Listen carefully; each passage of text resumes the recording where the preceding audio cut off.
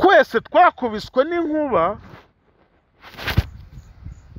twifata ku munwa turumirwa tugwa mu kantu twumvishe ngo best influencer ngabaye Alliah kuru yifluenshije ibiki mu bintu yakoze mu mwaka Alliah kuru yakoze iki mu mwaka Kigali boss baby ahubwo ngiye ku ruhande rwanjye iyi nayifata nk'iki se nka kampani y'abakobwa ije kurarira abandi bakobwa reka mbivuge muri ubu buryo mwatangiye kubona barimo kwiyongeresha ikibuno operasiyo ikagenda nayo ibibuno byabo bigatonyuka inyo zikazajya zimana iravidora yibonye nayo yibonye ngengera ubwoba inyo zikazajya zivamo gutya zigenda sibyo ni cyo gikorwa mu Rwanda yari bwakore nka ambasaderi harya ngo wa UN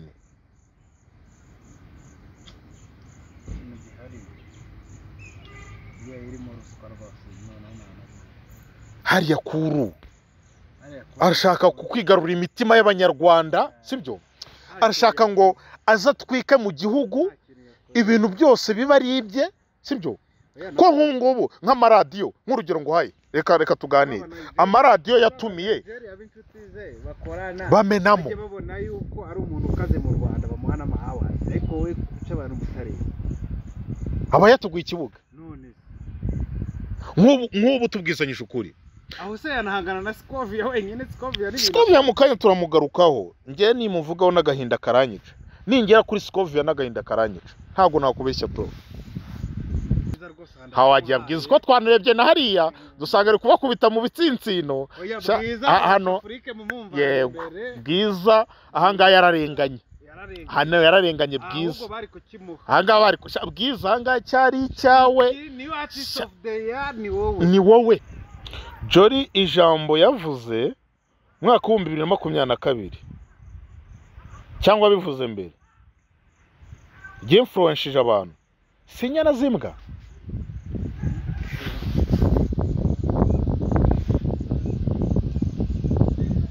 ndumva ari ryo jambo yavuze abantu batinzeho cyane numva ari ryo jambo yavuze abantu bakarimaraho ikindi igihe ikindi kintu si cyo Mutesi Jori cyavuzweho cyane ni ukuvugwa ko ashobora kuba ari wafungishije nde Prince Kid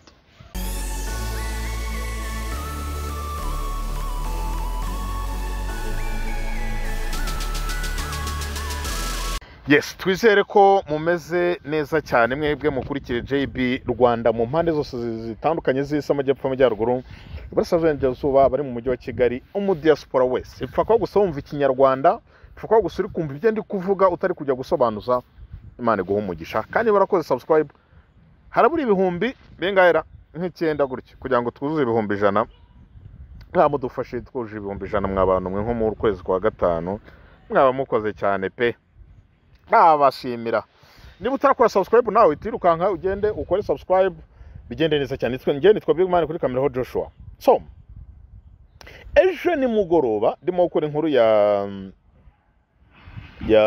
Juda ndababwiye uko uyu munsi nitonze ndabanza ndaceceka ndibuze gukora kuri The Choice Award munyumve neza mwabantu mwe nta bushobozi na buke mfite bwo gutegura The Choice hari igihe ndeza abantu bavuga ngo wese wazateguye yawe nta bushobozi mfite sibyo ariko mfite ubushobozi bwo kujudginga cyangwa bwo kwanaliza ibyabereyemo nagira ngo muri bwandike iyo message iyo comment ngo wazateguye yawe ndagusubije nta bushobozi na buke mfite ariko ntago nabona ikosa rikomeye ntago ngende bubyita urwango ndaza no kugaruka ku magambo akomeye Clement yaje gukoresha umushiti wanjye araho yageze nyine mbona nyine ntago turi buhuze kandi nta nubwo ari itegeko ko turi bunahuze mfite uko mbibona nawe afite uko bibona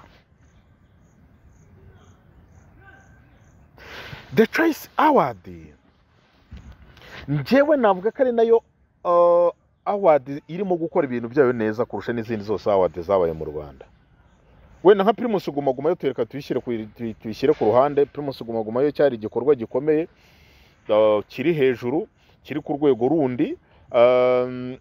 Burya igikorwa umuntu akubwira ngo aratangamo miliyoni 20 na zingahe nenye n'esheshatu gutyo, ndumva ni nenye, kuko buri kwezi babonaga miliyoni 2 bigahora n'amezi 12 kwa miliyoni 24 utasemo nazaze n'aya mafaranga bahawe mbere.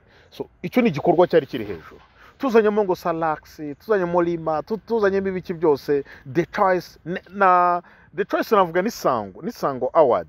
Hari uburyo zimeze zigerageza gatoya, ariko narababaye, umutima wanjye washenguwe n'agahinda ndebye uburyo iyi The Choice yagenze cyane cyane kuri kategori imwe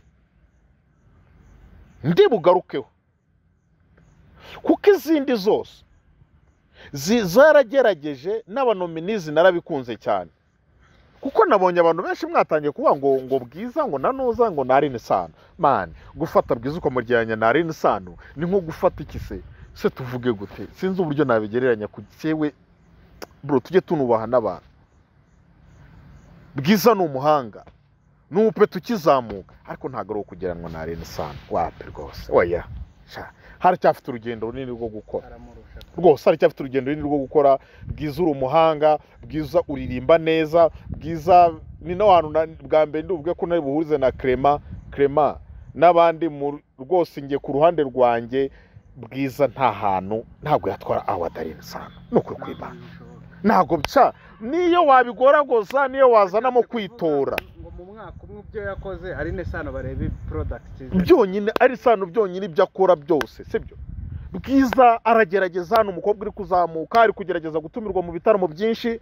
Icyo ngicyo cyo tuzakigarukaho, kuki Bwiza atumirwa mu bitaramo byinshi kurusha abandi bakobwa bari mu Rwanda. Hari amakuru avuga yuko Bwiza ashobora kuba anagirayo n'ubuntu, arahari. Avuga ko we avuga ati ngereka ndashaka performance kugira, kandi koko nibyo, ndashaka performance kugira ngo abantu menyere stage abantu bamenye. Ari amaradiyo amwe namwe ntari bushatse kuvuga yamamariza ubuntu company zikomeye.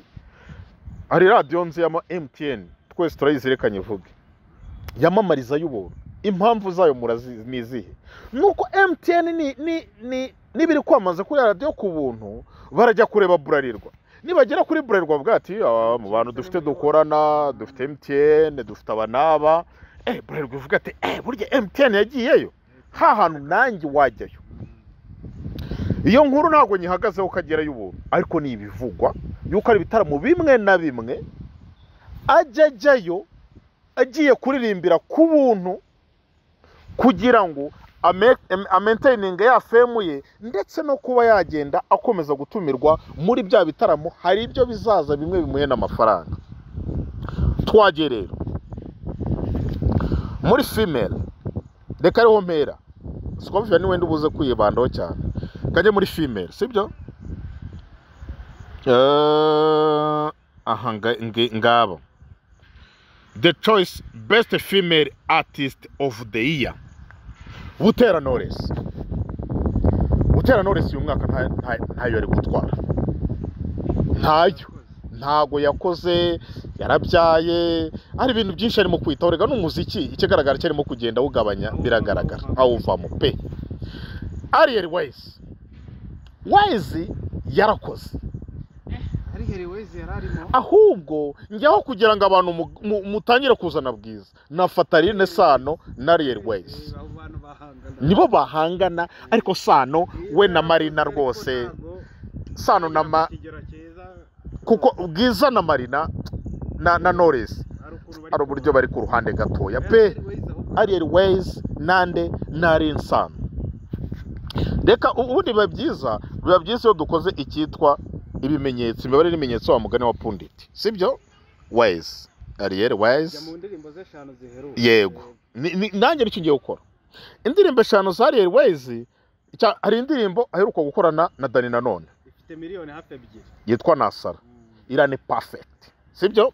Alliah Sano aheruka indirimbo mu mezi 5, Alliah Sano oya Alliah Wise yitwa ngo You Should Know, imaze amezi 5. Iyo ndirimbo ifite views 1,600,000.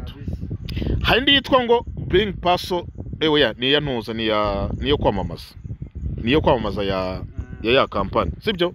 Handi yitwa bati imaze amezi 7 ifite ibihumbi 722. ubwo turi kubara mu mwaka izindi ndabona ari ama audio ubusa n'ama audio tuyavuge cyangwa audio tuyohore yashyiramo naho yagiye ahurira n'abantu demo gomo yego ya hindi demo imaze amezi 9 ifite 604. hari yitwa Goodluck ifite 1M ifite amezi 10. mwaka wowe hari indi yitwa Nkomeza ifite 44. indi ni bya performance tukamanuka iyindi ni ya audio ingo ya deep everyday chamber uwanjye zigiye ziri mu 200 ziri mu 41. urabona ko mu mwaka noneho yitwa ngo la vida loca nayo nzi yego ifite 516. wone Alliah ways ku ruhande rwe twagiye kwa Sana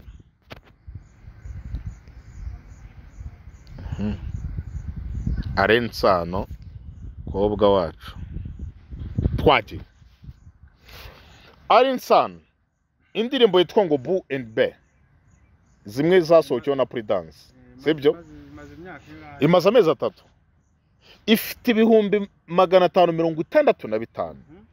hari yitwa Sayless featuring Fik Fameka na Satb miliyoni 1 n'ibihumbi 100 mu mezi 5.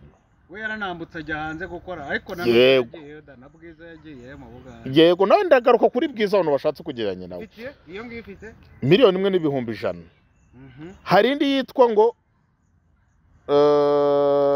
radio imaze amezi 5 amezi 7 ifite 366. hari indi yitwa Fake G imaze amezi 11 ifite ibihumbi 666. izindi nindi yitwa Setu ifite 226 mu mwaka. nkurikije kano kanya ibikorwa mbonye Alliah ways ari hejuru yande ari hejuru ya Arensano cyane. twagiye kwa Bwiza sibyo twabwiza cyabwiza se mana yanje kapfa gushaka ndebe Bwiza nawe zirarebwa ndabizi ariko yitonze. Okay. Bwiza Penikira mu kwezi kumwe ifite 339. Soja yitwa Soja mu mezi 3 ifite 1M. yitwa Bwiza Amano niba ngamano Bwiza New Song ifite 73. Bwiza warubizi featuring Alliah and Kendo mu mezi 5 yego ifite 187. Exchange ifite 1M mu mezi 7. Rumors ifite 227 mu mezi 8. Ready afatanyije na John Black ari indi remix ya Ready ifite 375. mu mwaka noneho rero Ready ye bwite abantu bamumenyeyeho ifite ifite miliyoni 2 n'ibihumbi 400. uko tujya no kuri ya indi afatanyije na Metro the Best wibeshya ifite 1M mu mwaka. Hari rero cyumvikana yego ahubwo yenda Bwiza ariko kompeta na Alliah ways ariko igihari turi kureba kuri hit noneho ziri gukora. ngiye kano kanya ni mu ruhande rwanye bivuze mu ruhande rwanjye umuntu wari gukompeta abantu bari gukompeta kuri kira gikombe n'uwitwa Alliah ways na Arensano. Bwiza nabikubwiye Josh Bwiza ari ahantu akiri ku ruhande aracyari kuzamuka ni nk'ibyeje bundi Jade yavuze kuri Juda muzika nemera ko n'umuhanzi ukizamuka tumubara mu mwaka ariko Alliah ways amaze imyaka kubita Arensano mwibuka cyagiye kera mana uzi imyaka maze ariri Arensano arakora njye Arensano kino gikombe yahawe wenda iyo gihabwa ari isano kigabwa ari Airways nta kibazo nari kugira ahubwo iyo Bwiza kibona niho nari kwibaza ngo iki gihemba kibonye gute niho cyari kwari ikibazo nari kwibaza iyo Marina kibona nari kuvuga ati Marina iki gihemba kibonye ati byo gihabwa Knowless amaze igihe atakora sinzi nimba ari kuza Marina we yasubiye inyuma cyane Marina amenya n'umuziki arawuretse ahubwo ngira ngo arayifite indirimbo cyane ariko yarebwe n'abantu banga ni nk'abantu menya ari famille yonyine yayirebye Knowless ni umumama ari kwita ku bana aho ngaho ngewe rwose ku ruhande rwanjye kuba ari n'isano yaragitwaye official nta kibazo kuba ari Airways yari kugitwara official bro ahubwo nari kugira ikibazo ngiye ku ruhande rwanjye no kuba ati zawa ziteye gute yo mbona Bwiza gitwaye no kuri Bwiza ni umuhanga pe ni umuhanga Bwiza aririmba neza Bwiza afite management ikomeye cyane pe hano hari Dr Kintu afite management ikomeye kurusha n'abari bose kuko ari sano na management afite hayi ariko arirwanira akana yego nabwo ukantu tujye tukareba management ya Bwiza turayizi hari Claude hakaba na Dr Kintu sibyo afite abandi banyamakuru be babandi baba bari hafi sibyo nangiye indirimbo ya Bwiza isotse ndayisharinga cyane sibyo ariko turetse ibintu bibiri aho ngaho byo guca ku mpande no kugira iki no kuri kino gikombe tujye twemera umwana wipapa kanima nuza ari insano ahubwo ni n'indwanyi ese ari insano gitwaye muri ntuza award ya Isango niwe bitwara buri gihe nese naharagenda agatanga ruswa se afite amafaranga yahise cyeka niba atanga ya ruswa yindi itari y'amafaranga oya akangaka ko reka tukaceho tugende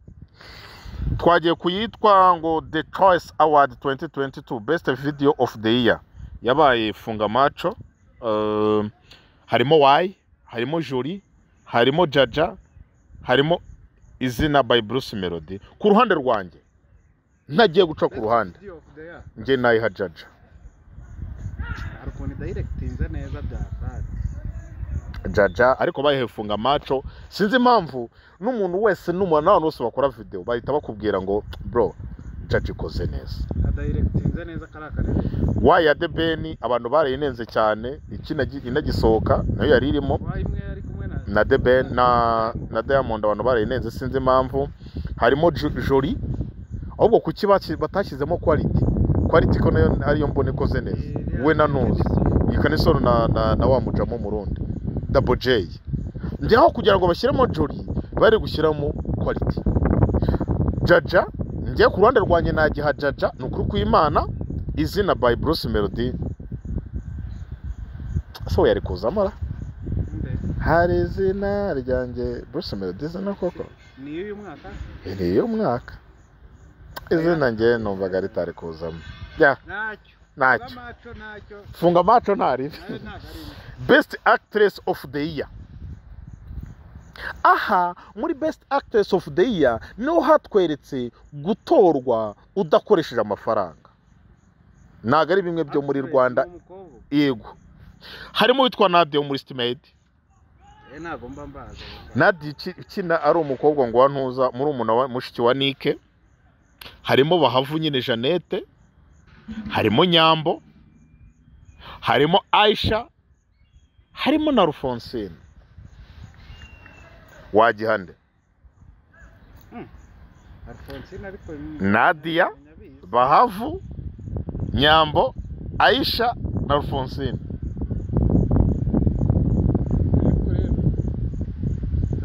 hagati n'Abahavu hari umuntu none se wa mu mama wo muri Estimate ni umuzima Manike ni umuntu wo kubura kuri shortlist nuko amaze iminsi arwaye haje ubwo ni impamvu nese amaze umwaka wose nese muri Estimate nta kina nyine maze ubwoba baba baragutakira araharakina muri Estimate burigenda mubona ko ngenda yireba so hano umuntu wagitwaye ni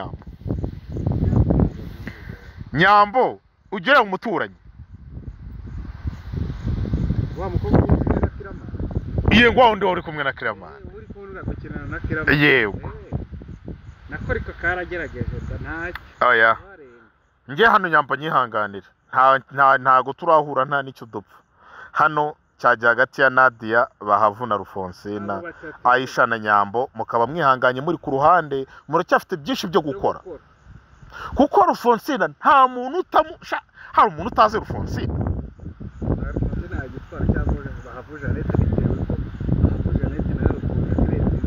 cyane impanga series niyo filime dufite mu Rwanda umuntu wese ukubwira ngo ikoze neza usibye no kubikaza ikoze neza bro Nyambo ngo kubagaragaye mu muturanyi kubagaragaye ngo muri filime ngo zabakiramane bro umuntu yakenye muri filime itambuka kuri RBA televiziyo ya mbere mu gihugu ariko ubu aba bantu bategura The Choice bazi ko hari abantu badafite smartphone ariko bafite amateleviziyo niho nyine bibera da okay ubu Nyambo ugiye ukamutereka bagiye kuri YouTube cyane Nyambo ugiye ukamutereka shaka tushake nk'icyaro ukamuzanaho Rufonsina wamuteretseho n'abahavuka babwira ati babatondeyeho imirongo ukareba nta n'umuntu bavugaye bo barirengagiza kuko nanjye ndabizi iki kiganiro ndi gukora ndacyaporodinga kuri YouTube ariko hari umukecuru cyangwa umuzehe w'inasho ujya nimugoroba akajya gukurikirana isibo utanafite na telefone ariko umuhungu uba mu mujyi yamuguriye agateleviziyo karimo abonema areba isibo areba isango areba televiziyo y'u Rwanda uzi ko usanga abantu bo mu cyaro City Made na Seburiko kubazi isaha n'igihe bibera agendera ku bantu b'i Kigali cyane kurusha amawadi agenda mu bantu b'i Kigali kandi ubundi award bivuga ko igihugu cyose cyakigomba gutora nibyo nishimira kubwira gase Primus Guma yarageragezaga bro baragendaga bakamanuka pfira Rusizi bantu bakabyina bakavuga ati ha Jay Polly hano arakubise bagera ikibungo Eric Sendera agakubita bagera imuhanga ugasanga active irakubise bagera King James agakubita none se unyumvisha gute Nyambo ujejo bundi Nyambo ni umuhanga arakora neza pe sinapinze ibyo akora ariko ntago ari cyo gihe cyo kubona ntago ari cyo gihe cyo kuba yabona award ya best actress of the year no bro hano ari kumwe n'abahavu Jeannette bakora gashya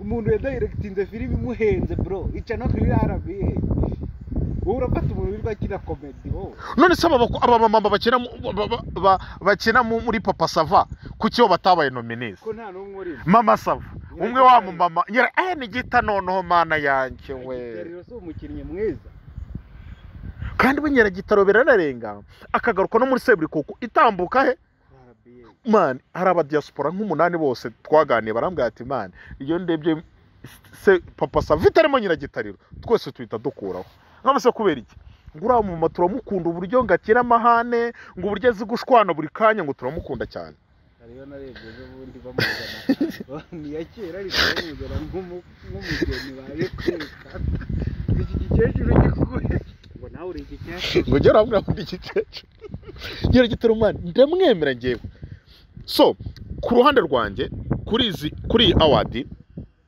anyway Nyambo congratulations urayibonye ariko ntabwo uyikwiriye uri umuhanga ariko uracyafite urugendo ntabwo wafata ibikorwa bya Nyambo ngo biranye n'ibyabahavu ntabwo bibaho ntabwo wafata ibikorwa bya Nyambo ngo bigeranye n'ibya Rufonsina nako Ruvonzina naho bihuriye ntabwo nyine ba ngita nakuzi ko uzanye nako gakobwa asha n'abashobora no kukarusha cyane ayisharagara koze yahereye kera none se Aisha byonyine nkeka ko ari umuntu wagiye ukora mu makomedi menshi afite views nyinshi mu Rwanda izo bakoreye kuri Afrimax zose harimo n'izifite miliyoni ubwo yagaragayemo Nyambo inewe bajya bavuga ngo ndashobora ko ari no makobwa beza ngo bakina muri cinema simbizi ubwo ni beza kuba bivuga Nyambo iyi award wayitwaye ariko ngewe ubwanjye hano nakongeramo nyiragitariro Rufonsina agahangana n'abahavu ibindi bikarangira ubundi hano reka ngewe ntondeke urutonde nturutse inyuma Nyambo yahera inyuma n'uwanyuma ni bangahe ni batanu Nyambo n'uwa gatanu sibyo Aisha agakurikiraho uwitwa Nadia akayitazaho Rufonsina n'abahavu bakarwana pe award nayo yarayobye habayemo kugura habayemo kuganira aho ndabyemeye harimo akantu kaya yindi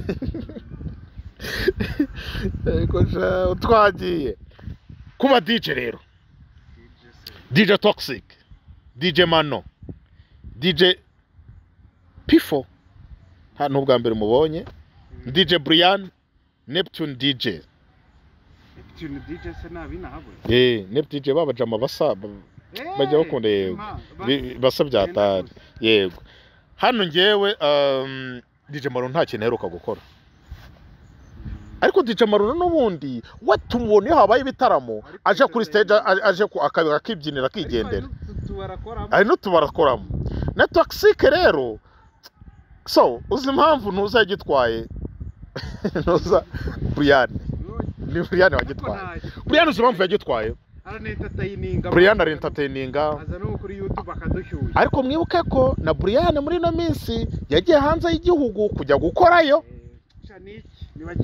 nike Brian ni cyawe na Toxic aho ngaho DJ Maro nakazaho Neptune DJ bakazaho uyu nguyu uyu nguyu we ntago muzi yitwa DJ Pifo niba ari Pifo ntago nkuzi mwana ubwo nimbimenya bizagenda neza sibyo haraho nshaka gusoreza bro dore ngana n'undi busoreza The Choice Award Best Gospel Artist nta muntu wahikorerwa ashidikanya kuri Israel Mbonye nta kurirwa ashidikanya Vestina Dorcas n'abana aba James na Daniela bari kubazamutse neza ariko muri no misi ntago bari gukora indirimbo nk'izo bahereyeho bare ku mavuta nkoresha ya n'intuza Israel Mbonye ushidikanya Israel Mbonye umuntu wujujare n'abakabura naho bajya Israel Mbonye kabisa hari Best Actor of the Year abari barimo bose rero wagitwarana n'ikibazo harimo Munyakso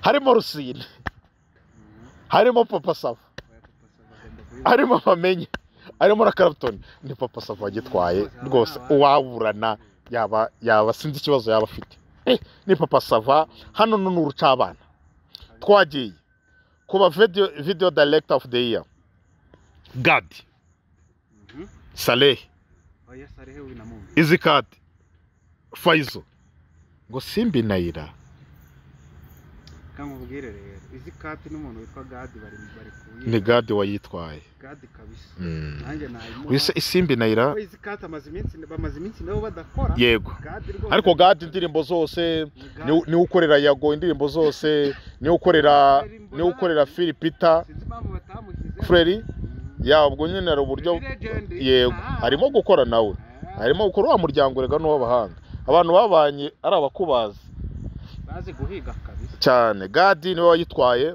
ni ukorera Kina Music yose ni ukorera Philipita ni ukorera Yago aba nose afite amafaranga bose ni ugenda ubakorera Isimbi Naira rero ntago zindirimbo yakoze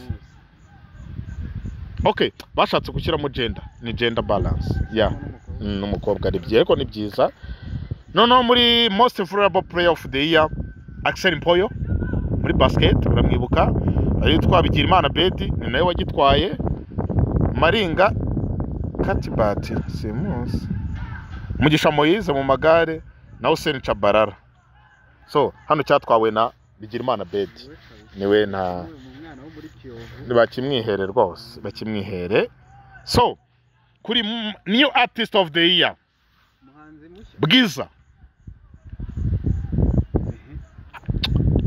award yo mu Rwanda nahangaha akorera amakosa akomeye ufata niyo artist ukamuzana mu bakobwa ngo barabyishe bari kumuzana muri new artist aho uyenda ashobora guhangana cyatwaye na Afrique aho mbyemeye harimo Bwiza harimo Afrique harimo Mistake Yampano na Rumaga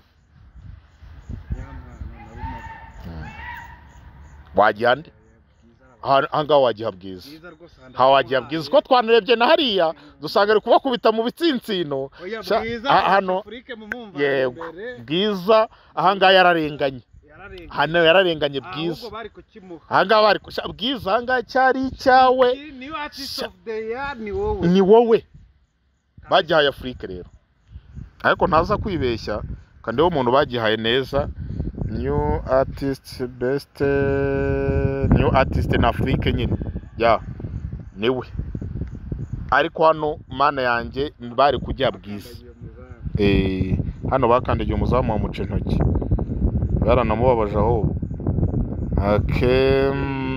yakoze ngo niyo yahiti izindi zose se zarare rapi umwana tubonye yuzuze miliyoni yikundirimbo yarakoze cyane mwiza rwose yarakoze ndimo gushaka yindi yateje ikibazo rero niyo ndimo gushaka influencer niyo ndi gushaka mana yanjye influencer mumbabarire bose mbanze ngende mbinjiremo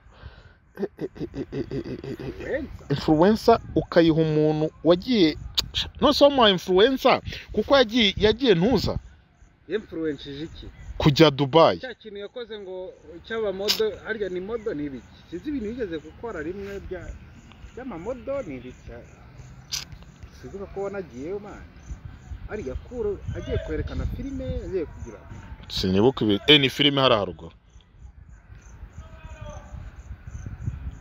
super manager umuhungu waje bakanga kumuza niko tufata ari yakuru ukamushyiramo ntushyiramo super manager siko super manager bamufata nk'umukomediye mwana kandi hari abantu benshi oya man ngewe nahuye n'abantu benshi cyane bambwira ati super manager sibyo niwe muntu ati ngewe n'ikiganiro nkikoze nkabona harimo super manager ngati nkabona wa produce super manager ndicara nkareba uwo muntu yarabimbwiye kandi n'umuntu ukomeye ukuze pe mbwira ngo abandi bose mbona ntazi influencer ko mbona icyiciro cy'aba influencer batagishyizemo hano ndo kugishaka ariko rero Mutesi Jolly harimo uraho mama nyine SCOVIA Alliah kuru wambere ngo ninde ndimo kugishaka sinzi impamvu batagishyizeho ubu babonye hari bamanyanga bagikura nyamanye menya baragikuyemo kuko iki cyiciro ntago nagikunze ntago nabikunze kabisa ntago nabikunze so twagiye reka tukijyaho ntari bindi abankishaka twese twakubiswe n'inkuba twifata ku munwa turumirwa tugwa mu kantu twumvishe ngo best influencer ngabaye Alliah kuru yifluenshije ibiki mu bintu yakoze mu mwaka Alliah kuru yakoze iki mu mwaka Alliah ngiye bwa mbere atangira kwinjira mu itangazamakuru yazanye filime ngiye kwerekanwa ndabyibuka mujya kujya iyo filime se yarerekanwe hamaze kwerekanwa episode zingahe niyahagaze Alliah kuru azana ngo Rwanda International Movie Award niwe wazanye igitekerezo ngo kingo bibe international ngo nibibe Rwanda Movie Award so wabizanye uwayitsindiye ari hehe azana na baby boss bambara ubusa bakishyiraho ibipfuko mana yanjye uwayitsindiye ari he mwana uwatsindiye imodoka yari bahavu imodoka yarayifite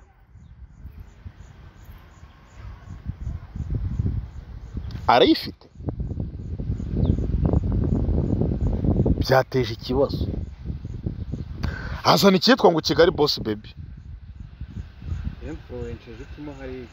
Kigali Boss Baby ahubwo ngiye ku ruhande rwanjye iyi nayifata nk'iki se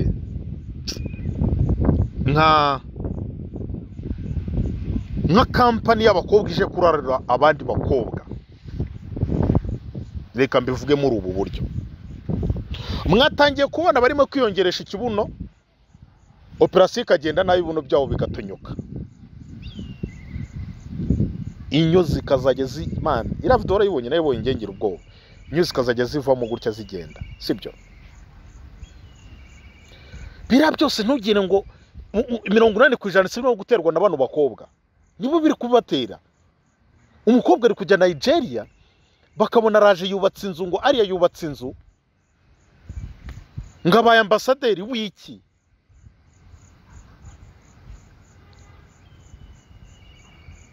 Ni cyo gikorwa mu Rwanda yari bwakore nka ambasaderi. Harya ngo wa UN.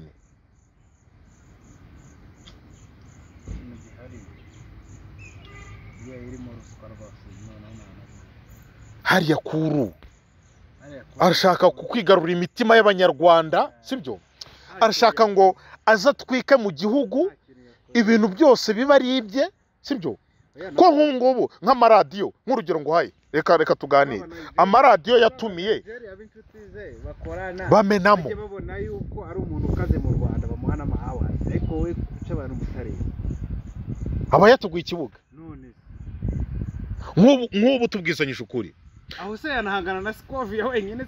SCOVIA mu kanya turamugarukaho. Ngiye nimuvugaho n'agahinda karanyica. Ningera kuri SCOVIA n'agahinda karanyica. Ntago nakubeshya bro.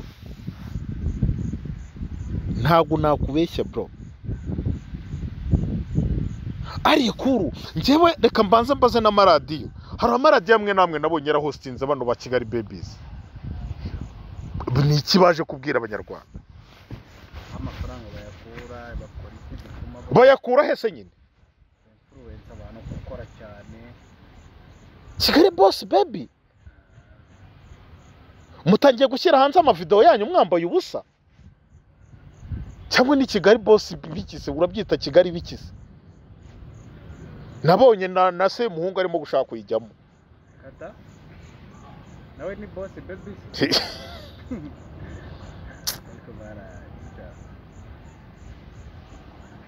Aya man oya umuntu the choice ndabanenze none umunyihangane kanenge nanarakaye. Umuntu watekereje gufata Alliah kuru ukamuzana muri iki cyiciro ngo cy'aba best influencer babayeho mu gihugu cy'u Rwanda uyu mwaka. No, uziko best influencer washyiramo DJ Brian no kugira ngo ushyiremo Alliah kuru. DJ Brian yavuga ibintu abantu bagaseka. DJ Brian niba azakavuga ati murabona nisiza ya matatuwaje atari ko mfite abana b'imfubyi ndimo kurihirira amashuri. Hari undi muntu uri buvuga ati ko ijambo nuza Brian avuze uziko ari inkuza ku mutima, sibyo? Nanjye wabikora. Ngombwira ikintu kizima Alliah kuru yakoze gituma za muri best influencer. Kigali Boss Baby. Nese papas ubundi papas ya Kigali Boss Baby ni ye. Uno kuvuga ngo ubuzima bwabo. Ubuse ngo bazakora ngo murazakora ngo documentary y'inkuru mpamo. Bazavuga aho bakuye amafaranga se. Ubu Alliah azavuga uburyo yarabaye hakiba Nyagatare niba ari Nyagatare. Azavuga ibyamubayeho se na wa muntu wo muri Uganda.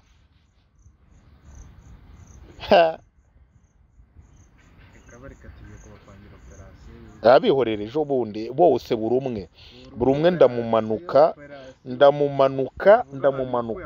nzahera kuri Alliah kuru. Alliah niyo nzaheraho. Iyo operasiyo turayikora babiteguye kuzabyumva bitonze ko ntago ngewe numva impamvu Alliah kuru erega nabaga hagaruka akajya imbere kukikora. Uziko washyiramo Rocky, uziko washyiramo Junior, barabajyamo best influencer. barebogama n'amafilime, ariko muri filime hari utuntu bavuga twumva tw'influencing abantu. Yego ntabwo ujye ubona Junior yakoze akantu wenda sone filime akavuga ati nta wa muhungu udakora umuhungu w'umukene nta wundi muntu umukunda usibye mama we wenyine.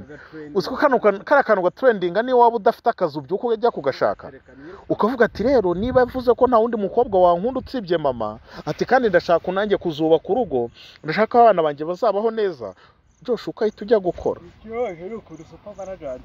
super manager. Man, uziko natunguwe no kubona rira jambo super manager akora rikoreshwa muri Nigeria, rikoreshwa muri Kenya no muri Tanzania. Ngo badman, the president of the street, ambassador of the ghetto. Bira bintu byonyine ubyumvisha. Ujye ukicara. Mu Rwanda bidakora. Yego. Man, abantu babikurikirana neza. Muri Kenya na ntuza. Hari igikira nabonye cyo muri Nigeria. Abantu bajya kuri Instagram ya super manager. Kiba kigenda kigira gutya. Ayo magambo arimo ngo badman, president of the street, ambassador of the ghetto. Man, ukabira ukabona ni byiza. Ukavuga ngo it's okay. Ni byiza.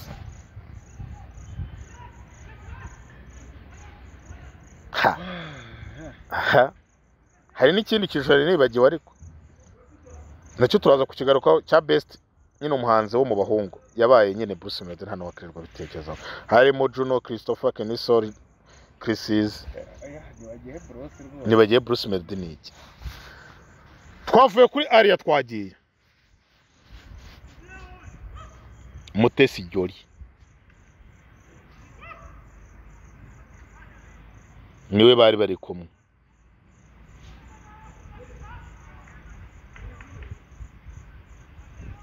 Jolly ijambo yavuze mwaka wa 2022 cyangwa bivuze mbere influenceje abantu sinyana zimbwa.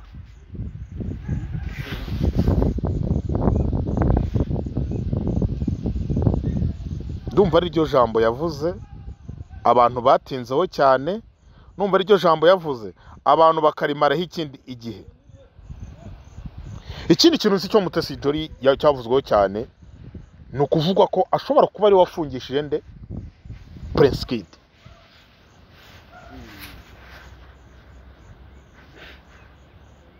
Mutesi Jolly influenceje nyine ubwo influencer bwe nubuye.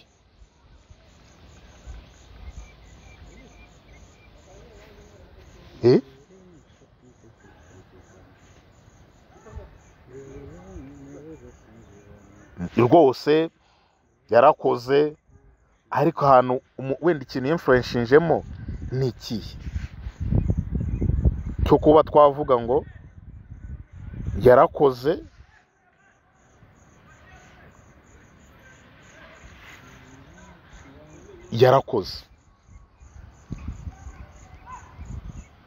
nge ntacyo nge mbivugira aho ngaho ku mugaragaro ntacyo mbona yakoze gituma za mu influencer n'ubushize ariko mwibuka ko bajyaye Mutesi Jolly. Bakijya Mutesi Jolly witwa super manager aravuga ngo wajyaga kunshyira hamwe na Miss Jolly nge ndi Miss. Icyo gikera gihembo cyari gikwiriye super manager tubwisanyije ukuri sibyo. Icyo cyari gikwiriye super manager tutagiye guca umwaka ushize bagihaye Jolly super manager ko akuri ko yigirira akavuga ati mwebwe bamutaye ibishanga kubera ko akuri yigira yavuga ati we niba warangire nabi nanjye ngomba kukubwiza ukuri. Undi muntu wagiyemo simwibuka neza simubona neza mana yanjye kuki ntamubona koko mana yanjye yagihe koko sondera ntawe ndimo kubona. Reka twigarukire ku mukobwa wacu SCOVIA. Nukuri SCOVIA nkibona ko bakimwimye ntago yababaye. SCOVIA ari mature enough, yari yaje yambaye ikanzu nziza rwose yimereye neza, yari yicaranye na nandera na Regis Muramira, Regis wo kuri Fine FM. Foto narabashiye kuyibona basa neza cyane pe. Icyo ngicyo nakivuga. Natungwe no kubona bagihaye Alliah kuru. Mwabantu reka mbabaze ijambo rimwe. SCOVIA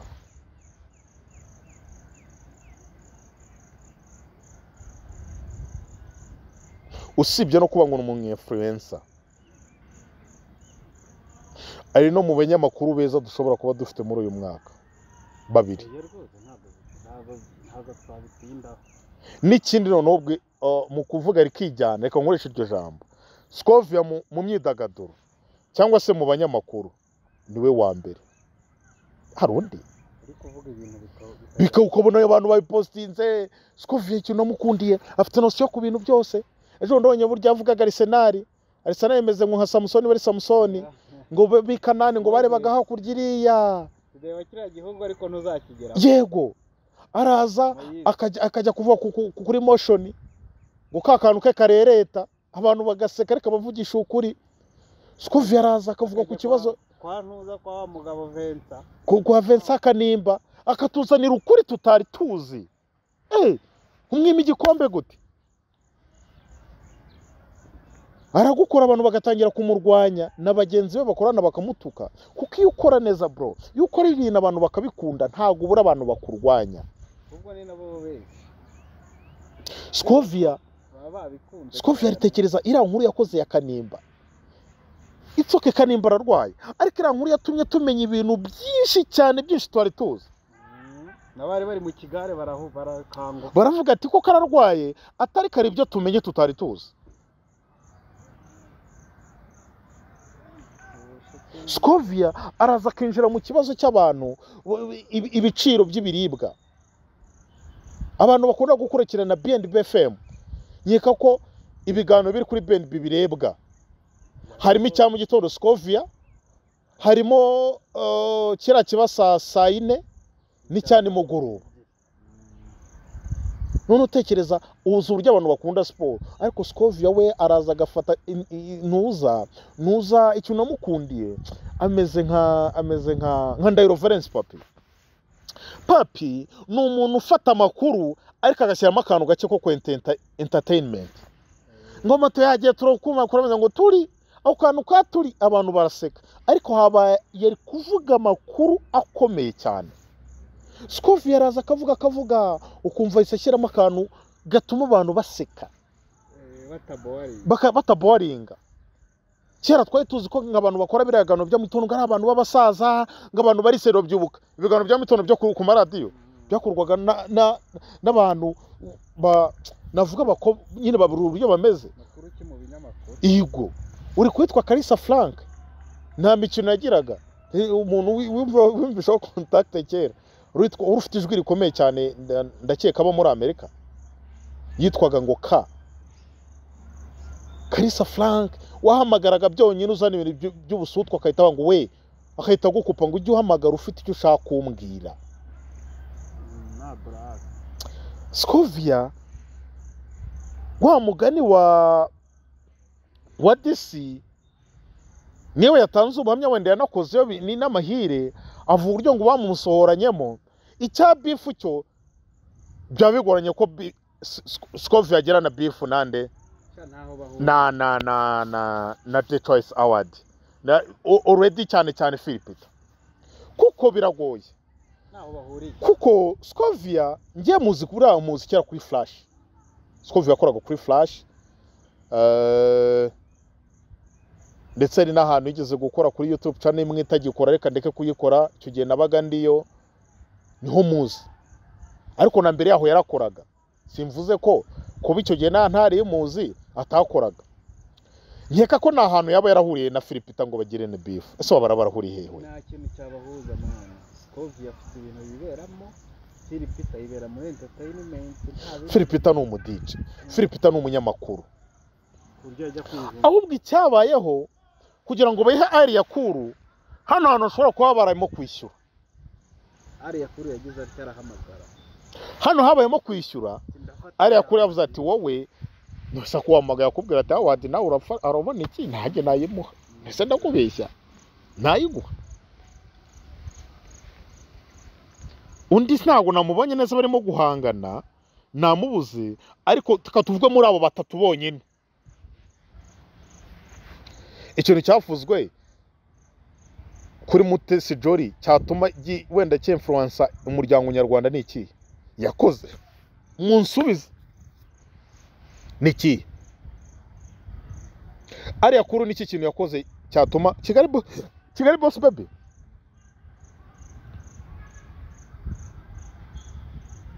abakobwa se nabo bagenuza no gushyirwa mu majwi se ko yasenyeye Platini nabyo. Anyway nabonye ngo bagiye gusubirana ejo umugore wa Platini yiri wamupostinga amagambo ya ejo umugore wa Platini yapostinze Platini cyane rwose cyane kuri stati ya cyane yaramupostinze cyane. N'ikindi nuko ngo ibiganiro bishobora kuba byaratangiye byo gushaka uburyo babahuza biyunge asubire mu rugo iwe, kandi bishobora kugenda neza cyane. Anyway n'ikindi yagize isabukuru, Olivia yagize isabukuru uyu munsi. Nta kibazo nibasubirane kubaka ni byiza pe nibasubirane gusa ntazongere kumuca inyuma. Gukora amakosa Ari amakosa yo man reka Joshua naribi uyu se we cyaba cyose reka nkwereke uyu se umuzi se we ejo yagize umukanya yagize isabukuru anyway Olivia isabukuru nziza. Kandi ku magambo wandikiye umugabo wamupostinze ni meza cyane, kakimufite ku mutima ko ibyabo byose bitazabatandukanya. So nibiyonke bave mu rugo no gusa nyine umugore nawe namenye ko ari umugore mu rugo, amenye ko hari kidasangirwa bro, hari kidasangirwa. Yewe kambara impeta ukamanika ikiganza remerera avuga ati nuko nyine hari kidasangirwa. Meze nk'umuntu umuntu ngo hari umuntu kugenda uvuga ngo narabyaye ngo mfite abana babiri. Ngiye afite gihamya mwihoreye bani ngiye numwe umuntu n'umugisha ahubwo ikibazo njyabwo nese mbwira umuntu yabibwiye ati ukari kuntera umwaka ushobora kutazabyara ubu ngo nese umuntu ugenda uvuga ngo narabyaye mfite abana babiri ubwo tekerezo wese ndacyabyaye ariko mbuza umugisha mwana uwo mwana se yabampaye ko areba ko mbanga ko mbyuka mu gitondo njya gukora nabakorera ko nta n'ikibazo na kimwe mfite. So reka twigarukire ku byacu kuri award Mutesi Jolly Alliah kuri nta numwe wapfundura udushumi tw'inkweto twibikorwa SCOVIA yakoze. Yari ya SCOVIA abaye bari kwihanganira SCOVIA gusa nabonye utashye umeze neza, ntabwo uri babana bagenda babaye mu muhanda, oya uri classe uri cool, akazi kawe uri gukora neza, urabizi neza cyane kari we muntu uza ugakora inkuru abantu benshi batinye gukoraho, kuko mu Rwanda turabizi yuko Joshua abantu benshi barabizi nk'ubu nkoze inkuru ntabariza wowe ukaza werekana ko iyo nkuru itariyo, abantu bahita bakuzaho bakagutuka cyane. Ngiye mbonye umuntu wayitinyutse bro, njyewe uwo muntu abari mu kazi buryo iyo mbonye umuntu wayitinyutse byonyine azana n'igihamya. Nese uribuke inkuru ejo bundi nakoze sibyo,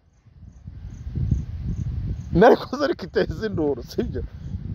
Umukobwa yavuye muri photoshoot ejo bundi, indigeze kuragiye kubyara yavuye muri photoshoot ameze neza, turajya gutora umwana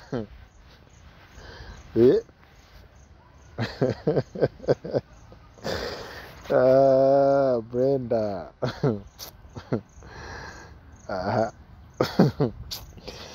nyine ngenda kubwira mu Rwanda iyo umuntu atinyutse gukora inkuru, kuko iyo ukoze inkuru nzima, inkuru icukumbuye, inkuru irimo amakuru abantu benshi batinye kuvuga, Joshua ikibuga kigucuramiraho twese turabizi.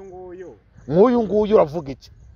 Ya nkuru nakubwiraga niyo yagwa, inkuru yagwa nakoze ikibuga cyancuramiyeho, kandi nkoze inkuru hamaze amezi 4 nitondeye, natayeho umwanya wanjye, ariko ikibuga kincuramiyeho. Uzamutwara iki? Uri umugome, uri umwicanyi, ntuzatera imbere, ntuzagira iki. Wenda sinzatera imbere, ariko inkuru nzima ngiye ntago nzabura kuyivuga.